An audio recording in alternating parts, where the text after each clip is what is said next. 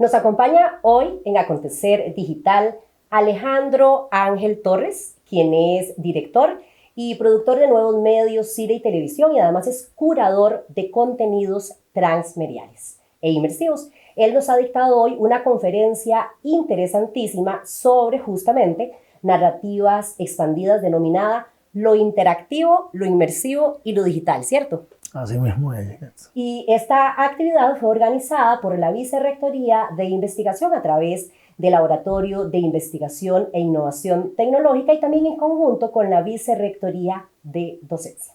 Don Alejandro, bienvenido a Costa Rica, primero que todo. Gracias a ustedes por la invitación a compartir un poco en este espacio de laboratorios, de pensamiento, de experimentación colectiva. Muchísimas gracias.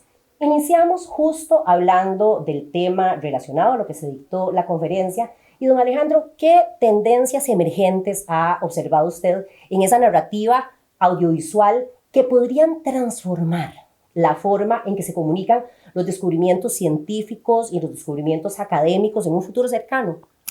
Pues yo creo que es bien curioso porque la academia, la investigación científica se ha dado cuenta, afortunadamente, cada vez con más fuerza, de que el relato de la investigación es necesaria para aterrizarle a la persona de a pie que no sabe necesariamente de moléculas o de lo que sea que cada persona investiga, para sentir un poco, para simplificarlo, para poder casi que percibir de manera como latente eso, y eso ha permitido que muchos escenarios académicos a nivel global, y por eso es una tendencia emergente, a contar la ciencia, a narrar la ciencia. Yo no creo que eso sea solo una búsqueda audiovisual. Creo que afortunadamente también nos hemos dado cuenta desde los diversos escenarios de comunicación en el mundo que hay que contar desde muchos escenarios, desde muchos formatos, que incluyen, por supuesto, como no lo audiovisual, pero que trascienden y pasan a lo visual, a lo sonoro, a lo gráfico, a lo físico, al encuentro, al llevar al estudiante y percibir desde una experiencia, llámese, no sé, de realidad virtual o similares, cómo se ve el cuerpo desde dentro cuando hago la cirugía. ¿Cierto? Permitirle al espectador cada vez más trascender el mero hecho de consumo y volverlo cada vez más un hecho en el que se mezclan el consumo, pero también la presencialidad, yo poder percibir, sentir. O sea, creo que la tendencia a donde yo siento que debe ir todo, un poco tiene que ver con el tema de sentir, de cada vez más yo como espectador. Experiencia cercana. Y además, en su experiencia, ¿cuáles son esos principales desafíos, esas oportunidades para incorporar todas esas innovaciones narrativas en esa producción de contenidos académicos y de divulgación científica? Pues yo creo que hay varios, ¿no? Pero si me toca como tratar de resumir al máximo, yo creo que el principal reto tiene que ver con la capacidad de atención del espectador.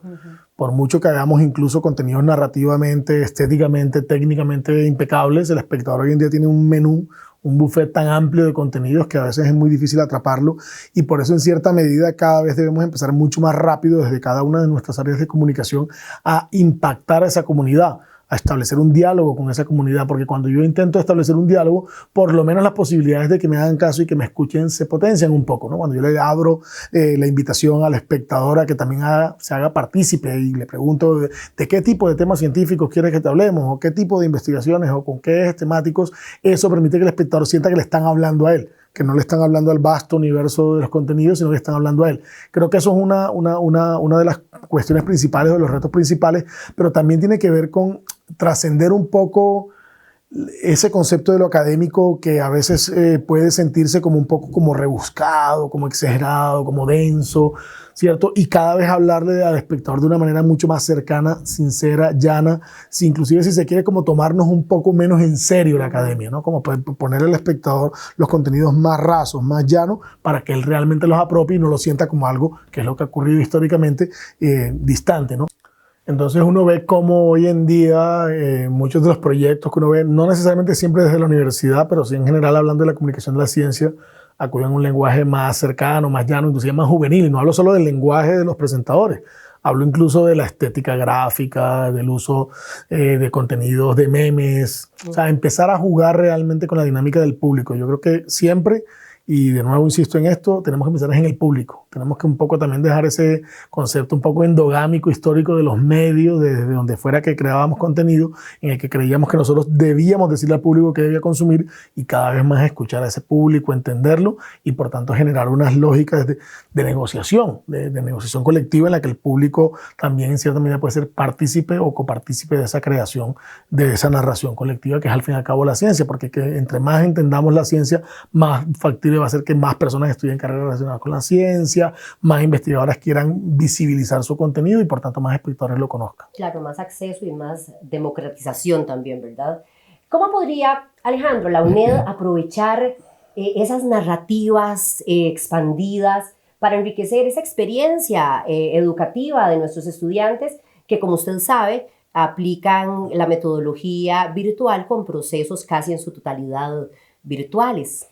Yo creo que es importante, sobre todo en estas dinámicas de la virtualidad y de lo que ha traído afortunadamente estas posibilidades del estudio a distancia con las nuevas tecnologías y con las nuevas metodologías, permitirle al estudiante un aprendizaje que sea cada vez más esto que llaman 360, ¿no? O sea, que puedan apropiarse, por supuesto, de la parte audiovisual clásica en este tipo de escenarios de formación, donde un profesor grabó unos videos con unos contenidos y dinámicas, pero cada vez más enriquecer los contenidos extras que se le entrega al estudiante.